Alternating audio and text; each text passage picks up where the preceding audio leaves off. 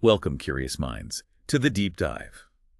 Today, we're navigating a topic that has fundamentally reshaped our world and, well, our very understanding of conflict for nearly 80 years now. That's right.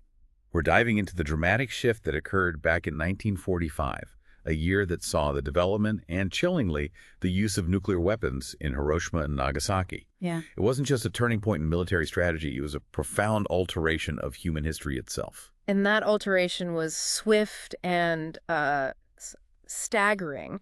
Almost immediately after those first bombs, the world entered a completely new era. Right. Enough nuclear warheads were swiftly developed to quite literally destroy all human life and devastate the planet's ecology many times over.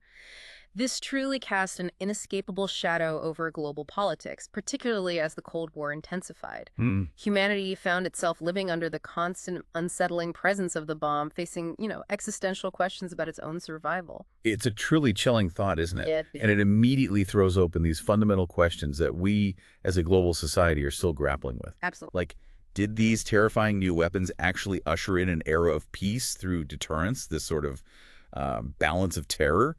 Or did they simply fuel endless tension and insecurity, pushing us closer to the brink? Exactly. And what does weapons of mass destruction even mean today? Yeah, what does that phrase truly signify in our contemporary world when the technology of warfare has evolved so dramatically? So for our deep dive today, our mission is clear.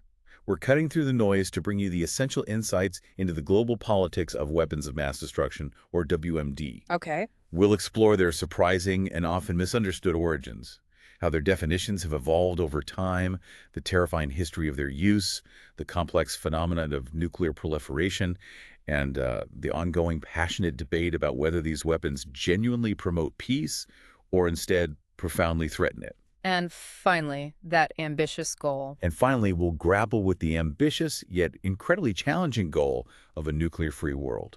What's fascinating here, I think, is how our understanding of these weapons and even the very language we use to describe them has been in constant flux. Right. We'll examine how different perspectives view their legitimacy, their strategic value, their overall impact on international stability. Yeah. We'll be drawing from rich source material to understand not just what has happened, but why these issues continue to shape our world and demand our attention. Our aim is to give you those essential nuggets of knowledge, those powerful aha moments about one of the humanity's most pressing concerns, leaving you not just informed, but genuinely reflective.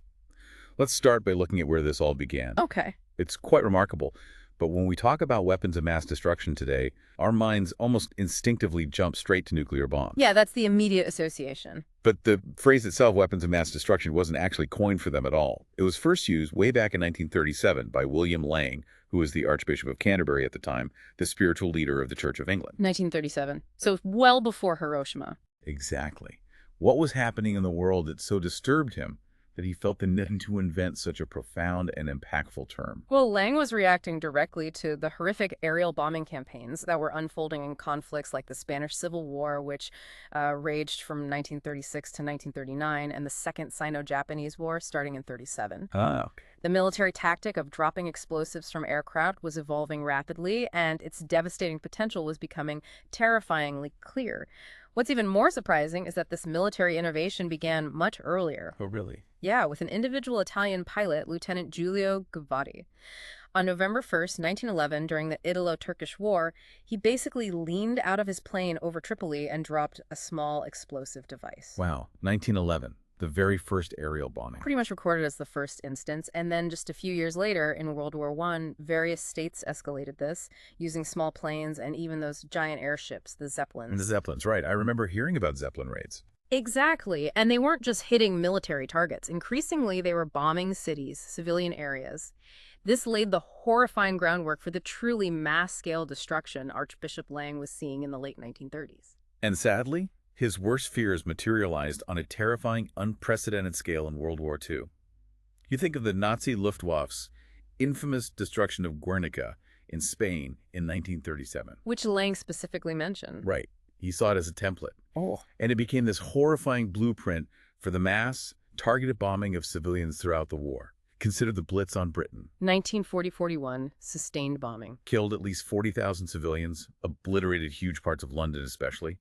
Then, controversially, there was Britain's own area bombing directive in 1942. That's a really contentious point in history. It is. It explicitly targeted German civilians' residential areas where industrial workers lived, trying to break morale and cripple the war effort. Which led to events like the firebombing of Dresden. Dresden in 45. Yeah. Just horrific. Up to 25,000 people killed, mostly civilians. The city center just annihilated. The sheer scale and deliberate targeting of civilians with conventional bombs, it was a new kind of terror. And if we connect this to the bigger picture, while bombing of that sheer scale was maybe unique to the total war of WWII, by the late 20th century, extensive aerial bombardment had become alarmingly normalized in armed conflict, Normalized, how so? particularly as a tactic favored by major Western powers. Post-Cold War conflicts, especially those involving the U.S., often kicked off with intense aerial bombardment before ground troops even went in. Right, the air campaign first. Exactly. And the advent of drone warfare has taken this a step further, leading to wars prosecuted mainly by remote control operators, thousands of miles away. Flying drones, launching missiles. Precisely. Yeah. Between 2008 and 2012, estimates suggest the U.S. and allies carried out something like 1,200 drone strikes. Wow. And then in 2017, you had President Trump boasting about dropping the MOA, the mother of all bombs, in Afghanistan. The largest non-nuclear bomb ever used by the U.S. Exactly, demonstrating immense destructive power from a single conventional weapon. So it's quite a twist, isn't it? The very tactics that led Archbishop Lang to coin the term weapons of mass destruction, these massive aerial bombardments, are now just conventional warfare. Pretty much, yeah. They're not typically classified as WMD anymore. So that leaves us with a critical question. What is the contemporary, current definition of WMD? What sets them apart today? That's a powerful shift in perspective, and it really highlights how context matters. Today, the term WMD is almost exclusively linked to nuclear weapons, which we'll definitely get into. Okay. However, it's interesting. The UN's very first resolution, way back in 1946, set up a commission to work towards the elimination from national armaments of atomic weapons and of all other major weapons adaptable to mass destruction. So even then, they saw it as broader than just atomic bombs. Exactly. And today, the UN defines WMD as basically falling into three categories: nuclear, chemical, and biological weapons. The key is their potential for massification, causing widespread devastation, even without a nuclear explosion. How does that work without a nuke?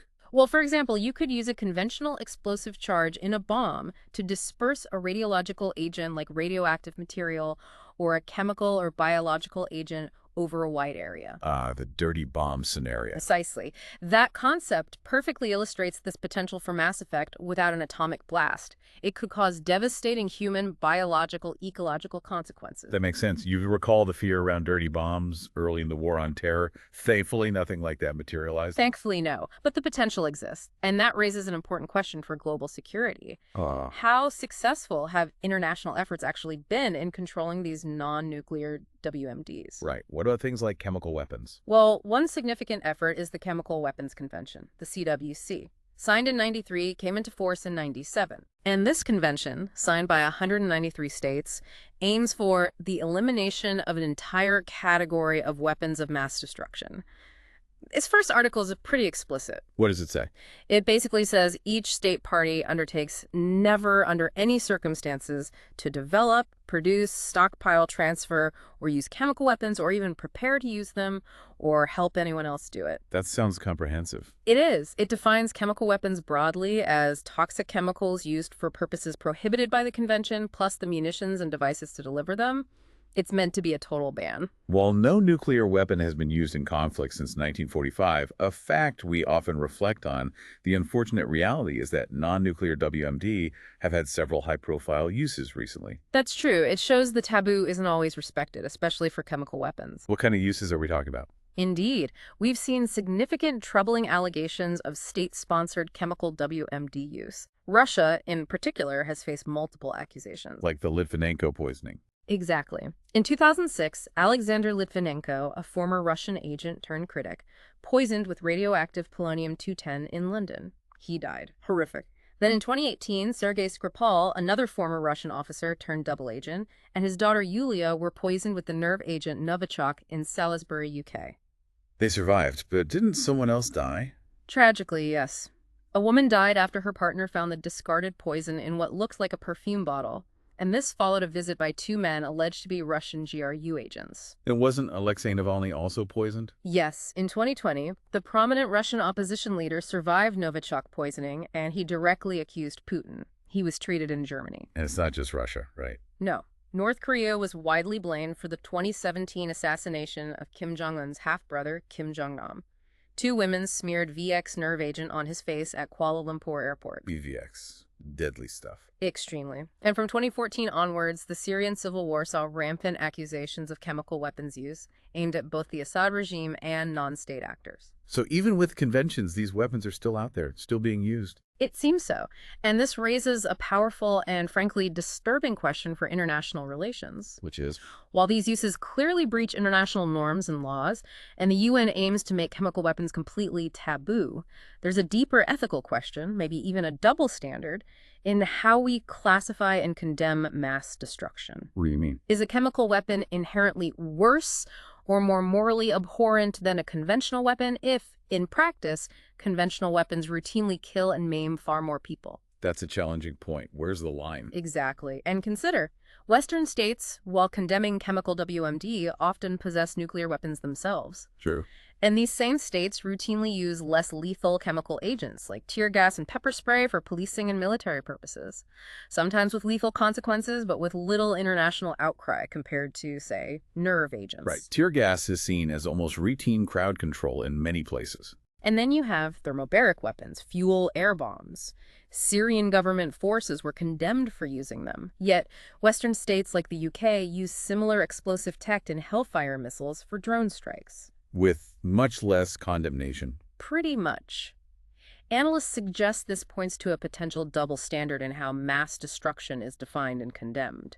Maybe it depends more on who is using the weapon and why, rather than just the weapon's inherent capacity. That's a really thought-provoking observation. Right. The lines are definitely blurrier than we might think, especially when powerful states are involved. But let's shift focus now to what remains the ultimate WMD nuclear weapons. Okay. While chemical weapons are undeniably serious, nuclear weapons are still seen as the supreme WMD. Why is that? What sets them so dramatically apart? It's their sheer, unprecedented destructive capacity. The ability to destroy and render major cities uninhabitable, wipe out hundreds of thousands, potentially millions of lives in an instant. It's unparalleled. Nothing else comes close. Nothing. The only two times they've been used in warfare were Hiroshima, August 6, 1945, and Nagasaki, August 9, 1945, developed by the Manhattan Project under J. Robert Oppenheimer. First tested just weeks before in New Mexico. Exactly. They represented an entirely new kind of weapon, tapping into the fundamental forces of the universe. They truly were. For those of us who aren't nuclear physicists, it's hard to even wrap our heads around the power involved. So maybe just briefly, what's the core science behind their devastation? How do they actually work? Okay, well, atomic bombs, the kind used in WWII, work through nuclear fission, basically splitting the nuclei of highly enriched uranium or plutonium. Splitting the atom. Right. And that split releases neutrons, which split more atoms, creating a chain reaction, releasing immense energy. But even more powerful are hydrogen bombs, based on nuclear fusion. That's combining atomic nuclei like what happens in the sun. Fusion, like the sun's energy. Exactly. But it requires enormously high temperatures and pressures to kick off, which is why they're often called thermonuclear weapons. And it's crucial to understand, the Hiroshima and Nagasaki bombs were relatively small compared to later thermonuclear weapons. How much more powerful? Some later tests released destructive forces over 2,000 times greater. 2,000 times. That's almost unimaginable. So when one detonates, what happens?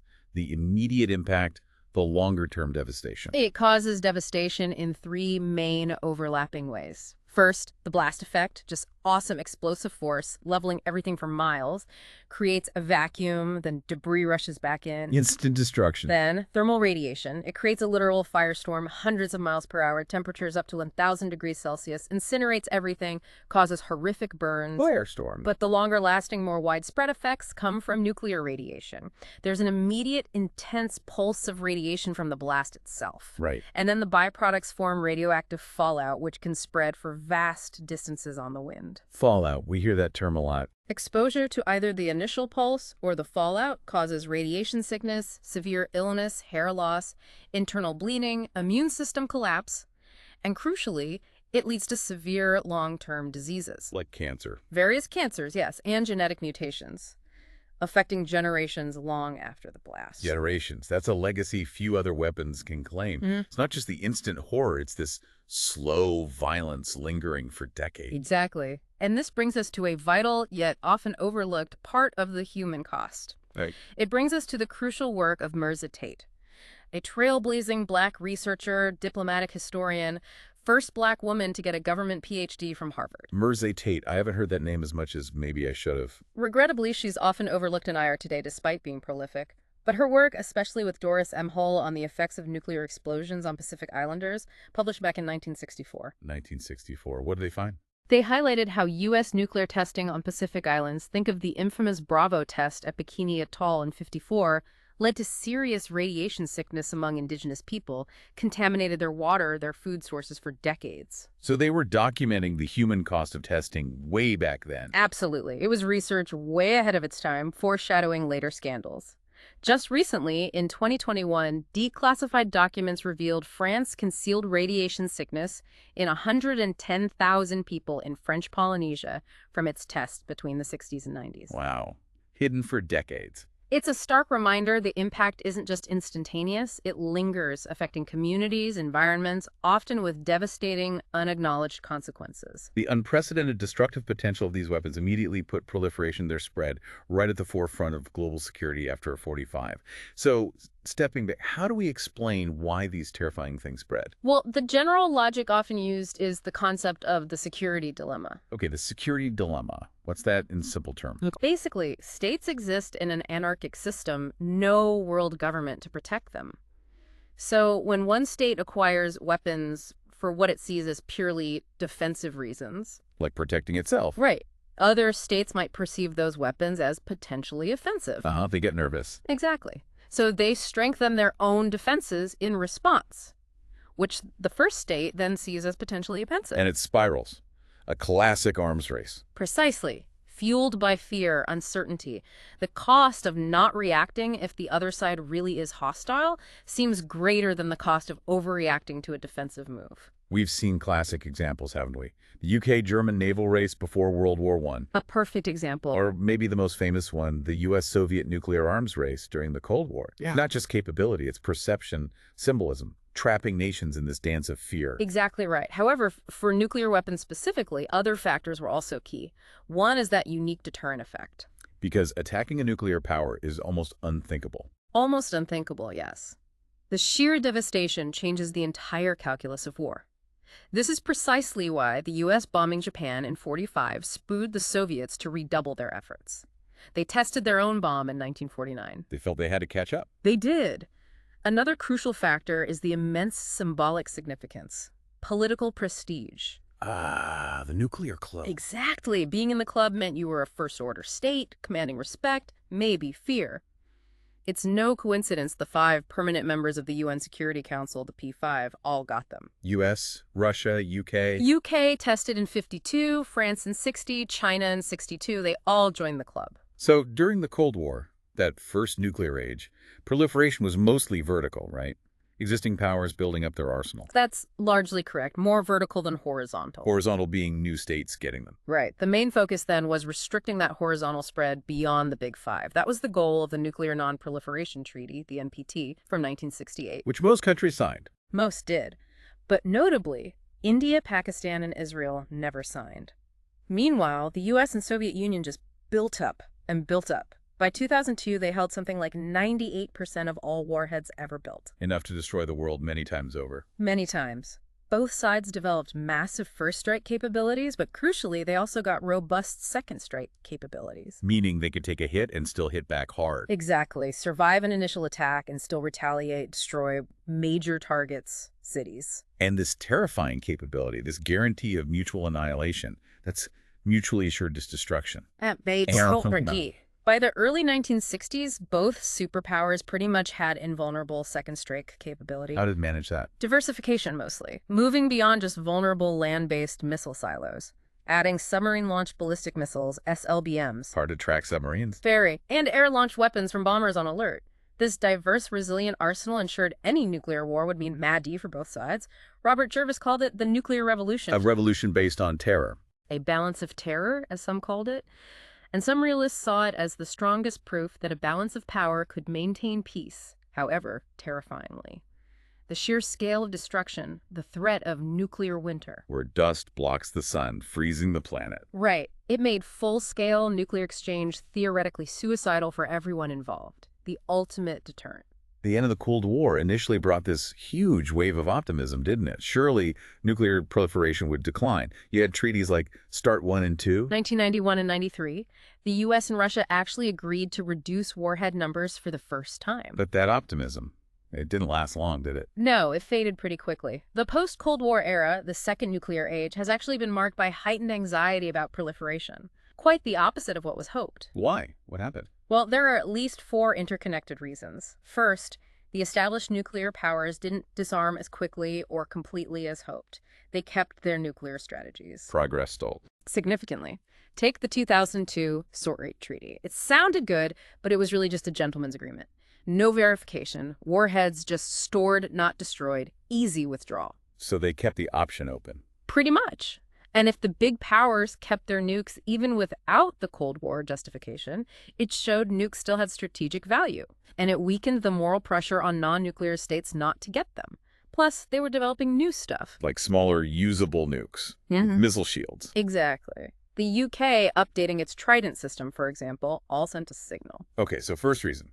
Established powers held on. What's second? Second, incentives for non-nuclear states actually increased in many cases.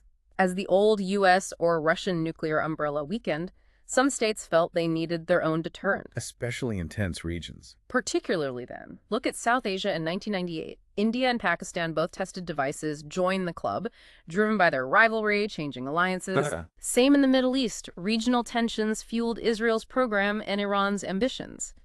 But maybe the biggest incentive. Seeing what happened to non-nuclear states versus nuclear ones. Like Iraq versus North Korea. That's the classic comparison. U.S. invaded Iraq in 2003, partly over WMD fears, even though they found none later. But North Korea tested a nuke in 2006. And suddenly invasion looked much less likely. It seemed to immunize them. A powerful lesson for some states. Okay, established powers kept theirs. Incentives grew for others. Third reason. Third, proliferation simply became easier. The sophisticated tech needed during the Cold War became much more widespread by the 90s. How so? India and Pakistan showed how relatively easily states could cross the threshold. And the collapse of the Soviet Union, huge concerns arose. About Russian tech and materials getting out. Exactly. Fears of nuclear attack, fissile materials flooding the black market. Stuff once tightly controlled by a huge state apparatus seemed potentially available to the highest bidder. Know-how, components, a massive security headache. Okay, easier access. And the fourth reason for anxiety. Finally, fears heightened that nukes might get into the wrong hands. The old club was the P5, generally seen as responsible, rational actors. But as horizontal proliferation became easier, the chances increased of weapons falling to states seen as less predictable. Rogue states like North Korea. That's the term often used, yeah. Or Russia hinting at readiness to use them over Ukraine in 2022. But even more worrying... Non-state actors. Terrorist groups. Exactly. Groups motivated by radical ideologies who might not be constrained by traditional deterrence logic, fear of retaliation, preserving a state. That's the nightmare scenario for many. That's a sobering assessment. Increased risk all around. However, it's not like every state is rushing to get nukes, is it? Proliferation is actually less widespread than you might expect in this kind of self-help world. That's a really crucial point, and it often gets lost in the fear narrative. Many states with the clear economic and tech capacity to build nukes have consistently chosen not to. Like who? Major developed nations, Australia, Canada, Germany, Japan, South Korea, all could easily do it. But they haven't. And then there's another group that voluntarily gave up nuclear programs or weapons they inherited. Who's in that group? Brazil, Argentina, South Africa, former opaque states that walked away. And famously, Ukraine, Belarus, Kazakhstan. Inherited Soviet weapons after the collapse. Yes, and returned them to Russia, often in exchange for aid and security guarantees. And even Iraq, post-Gulf War, under IAEA pressure, seemingly abandoned its programs. Libya gave up its WMD programs in 2003 for trade and diplomatic normalization. So it's not inevitable. What drives this self-restraint? Why do states choose not to get the ultimate weapon? The reasons are varied. One is simply realizing the costs might outweigh the benefits. Costs like? Huge financial burden, international isolation, sanctions, becoming a bigger target yourself. Then there's a strong international norm against possession. It's widely seen as illegitimate, reinforced by the NTT. So diplomatic and moral pressure matters. It does. And thirdly, non-proliferation is clearly favored by the established nuclear powers, especially the P5. They exert considerable pressure, diplomatic, economic, on others to stick to the rules. Combine all that, it often makes restraint seem like the smarter strategic choice. Okay, so this brings us right to the core debate. Do these weapons actually promote peace and stability or not? Realists often argue they contributed to the long peace of the Cold War. How do they make that case? Well, realists offer several key arguments. First, they point to the simple absence of nuclear war itself since 1945. They've only been used once in conflict. Exactly. The fact they haven't been used since and no major conventional war has broken out between two nuclear powers suggests they're unique, more symbolic than practical battlefield weapons. Despite close calls, rational fear pulled everyone back from the brink. Okay, lack of use. What else? Second, effective deterrence. Their main purpose is preventing war through the threat of massive devastation. They're great for deterrence because they're so destructive, but relatively poor defensive weapons. Hard to achieve a knockout first strike against a power with a good second strike capability. Making nuclear war virtually unthinkable between nuclear powers. That's the idea. Third, they argue it promoted international stability. Even though vertical proliferation was huge, it maintained a balance of power, albeit a terrifying one. And even slow horizontal proliferation, growing from 5 to 8 official states plus Israel, maybe Iran arguably kept things more stable than no spread or rapid spread would have. Because mutual fear instilled caution, like India and Pakistan. Potentially, yes. Mm-hmm. Which leads to the fourth point, nuclear statesmanship. The idea is that possessing these ultimate weapons breeds profound responsibility, caution, even in previously aggressive states. The stakes become just too high for recklessness. That's a compelling case for the deterrent effect. But many others strongly disagree, warning they pose an ever-present, maybe even deepening threat. What's the counterargument? Why don't they create stability? The counterarguments are equally strong, highlighting the fragility of a peace built on terror. First, the fallibility of deterrent systems. The whole theory is naive and dangerous, critics say. Deterrence can always fail. Wow. Miscalculations, accidents, states might misjudge an opponent's second strike capability, or even if they have nukes.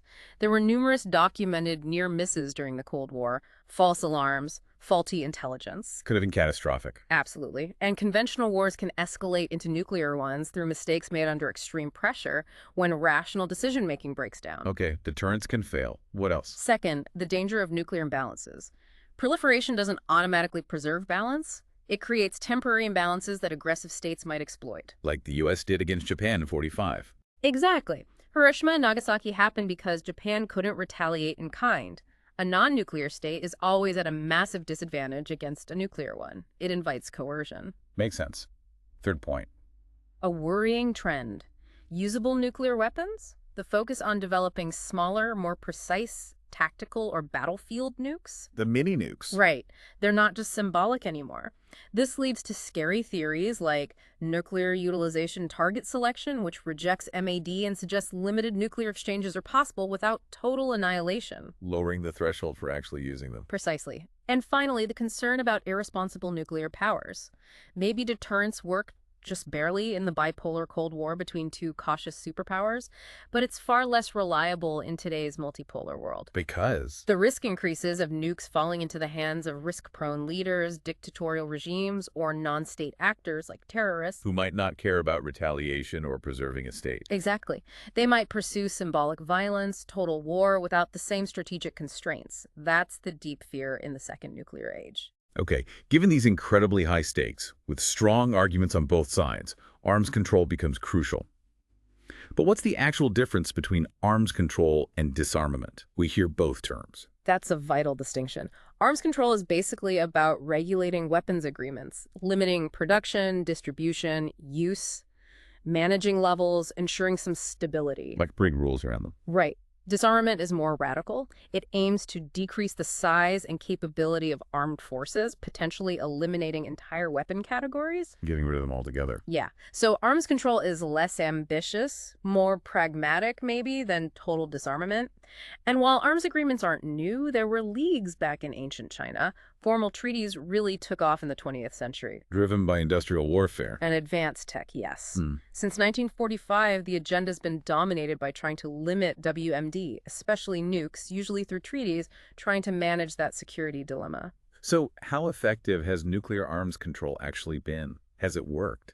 Well, it's definitely a mixed bag. On the plus side, there have been some successes, even if partial. The Partial Test Ban Treaty of 1963 largely eliminated atmospheric testing, reducing fallout risks. The NPT, despite its flaws, has been crucial in slowing horizontal spread, especially among developed states capable of building nukes but choosing not to. Okay. And even bilateral U.S.-Soviet treaties like SALT or the ABM Treaty, while maybe limited in scope, did reduce tensions, promote caution, open communication channels, arguably helped pave the way for the Cold War's end. But there's a divot side, too. Oh, absolutely. These treaties singularly failed to stop vertical proliferation during the Cold War. The U.S. and Soviets built staggering arsenals, way beyond any deterrence minimum. Treaties like START didn't really cut deep. START I and II aimed more at slowing the increase than genuinely reducing stockpiles. Many warheads were just stored, not destroyed. They could be reactivated. So a very mixed record. What does this tell us about why truly effective arms control is so incredibly difficult to achieve? There are three main reasons, really. First, as realists always point out, the security dilemma is intractable. It's baked into the anarchic system. Security regimes are always vulnerable. Arms race is hard to avoid. Trust is fragile. Okay. The inherent insecurity. Second, the clash between national security, what a state thinks is best for itself, and collective security, which relies on mutual agreements. States tend to prioritize their own defense perceptions regardless of treaties. Which is why India, Pakistan, Israel never signed the NPT, and North Korea left. Exactly. They prioritize their perceived national interests over the collective regime.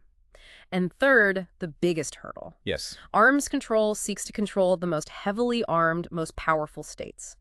Great powers only play along if they see it as clearly in their national interest. They make the rules or break them. Pretty much. Real progress on U.S.-Russia disarmament was brief, mainly just after the Cold War. Priorities shifted, agreements became secondary to perceived national needs, like the U.S. pulling out of the ABM Treaty in 2002 to pursue missile defense. Okay. Now, concerns, especially from the U.S., increasingly focus on rogue states. What exactly does that mean, and how did U.S. policy shift? Rogue states are seen as unpredictable, not bound by normal international pressures or security regimes. The classic example became Iraq after the '91 Gulf War. Because inspectors found they'd been secretly developing nukes despite being in the NPT. Exactly. The IAEA and UNSCOM inspectors were meant to disarm Iraq of all WMD, but Saddam's regime didn't consistently cooperate, convincing many the inspections weren't working, that Iraq was hiding stuff. And doing too. Operation Desert Fox in '98 U.S.-UK bombing campaign targeting suspected WMD sites. Then, after 9/11, the U.S. approach hardened dramatically. The Bush Doctrine. Right. Abandoning containment and diplomacy for preemptive war and regime change against states seen as threats, Iraq, Iran, North Korea, the axis of evil. Which led directly to the 2003 Iraq War. It did. And the irony, of course, was that the invasion found no WMD stockpiles, suggesting Iraq had likely destroyed or abandoned its programs before the invasion, despite its defiant posture. Let's look at a couple of key case studies now. What about Iran? That's been a constant source of tension. Absolutely. In 2003, IAEA inspectors found Iran, also an NPT member, had built uranium enrichment and heavy water facilities, key potential steps for bomb making. Fueling fears of a secret weapons program. Exactly, especially with Iranian anxieties high after the Iraq War nearby. Iran insisted it was all for peaceful energy purposes. The dual-use problem. Tech for energy can also be for weapons. Precisely. Determining intent is the challenge. Despite intense diplomatic pressure, threats of intervention, Iran restarted enrichment in 2006. Its progress, like launching a satellite in 2009, raised alarms. But then things shifted. Yes, with President Rouhani's election in 2013, secret talks led to the 2015 Joint Comprehensive Plan of Action, the JCPOA, or Iran nuclear deal. Between the Iran and the P5+1 powers. And the EU. seen as a major diplomatic win for the Obama administration, limiting Iran's program for sanctions relief. But then came the Trump administration. And a complete reversal. Trump called it the worst deal ever, pulled the U.S. out in 2018, reimposed sanctions. Did the deal collapse? The EU and others tried to keep it alive, but after the U.S. killed General Soleimani in 2020, Iran said it was no longer bound by the deal's limits, citing the U.S. withdrawal. While cooperation with the IAEA continued and the Biden administration explored resuming it, the whole episode shows how fragile these deals are. Highly dependent on political will. What about North Korea? Another long-standing, very volatile situation. Yeah, concerns there involve the threat to South Korea, potentially sparking a regional arms race, and the worry about missiles capable of hitting the U.S. mainland. And diplomacy has been difficult. Often weak, sometimes counterproductive. North Korea's proximity to China also complicates things like preemptive action.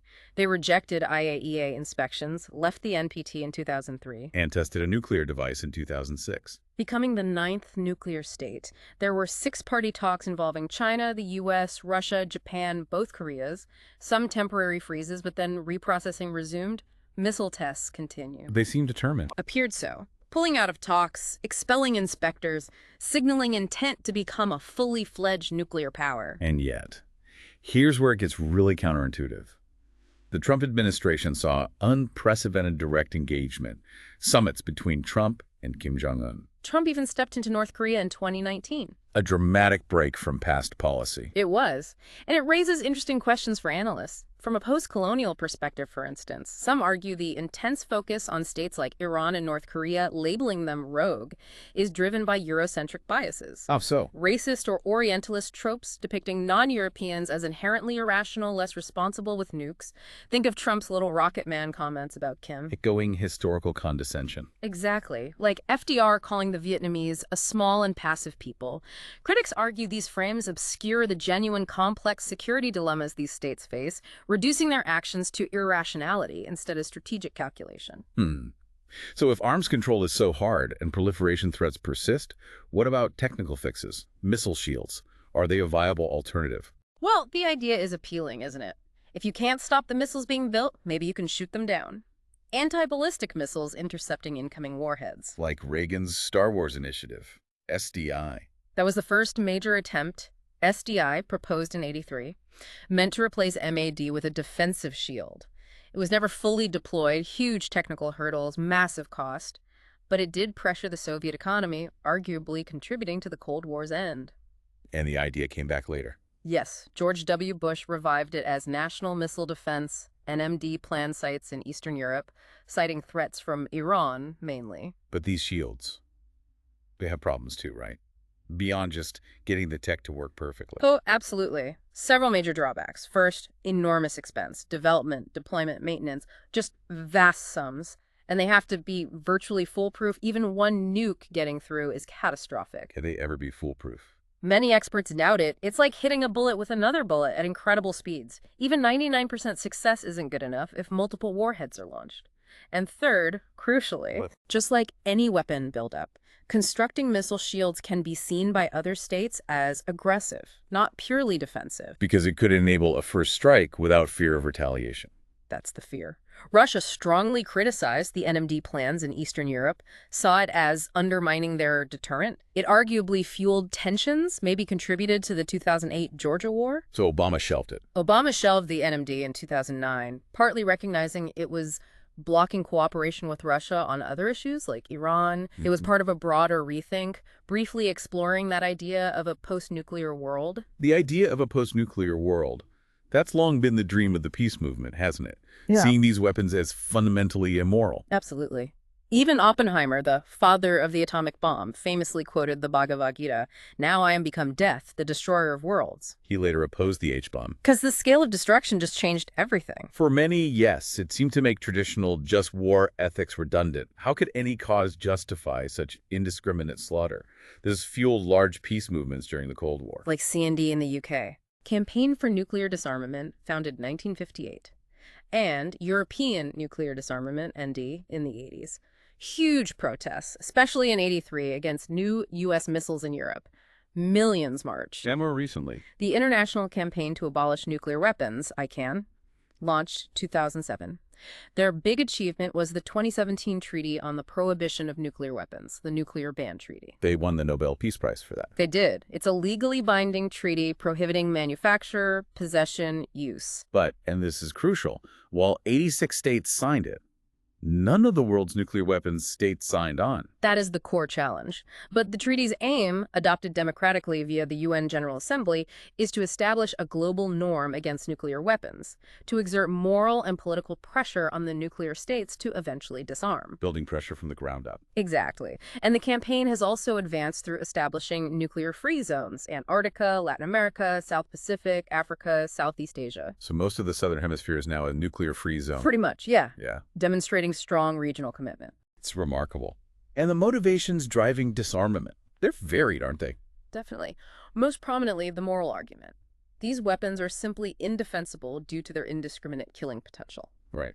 Then there's the economic and political case. The huge cost diverts resources. Deterrence fuels unstable arms races, making war more likely. Nuclear weapons deepen global inequality. The club dictates to others. And psychologically. The sheer unending anxiety and dread. Living under the shadow of the bomb, a constant global fear. Liberals and social constructivists often emphasize that state policies can evolve. Obama's 2009 Prague speech really highlighted this, advocating a nuclear-free world. He linked disarmament by nuclear powers to gaining the moral authority needed to pressure others, acknowledging the hypocrisy charge if established powers don't lead. Lead by example. But that strategy faces huge problems, doesn't it? It does, at least three big ones. First, will moral pressure actually sway states like Iran or North Korea? They've shown willingness to endure condemnation for perceived national security goals. Their calculations might be different. Exactly. Second, achieving great power unanimity is incredibly difficult. China, for example, isn't scrapping its nukes anytime soon, especially with shifting global power dynamics. Building the trust needed for all nuclear powers to abolish weapons is a massive hurdle. It requires huge shifts in thinking. Huge.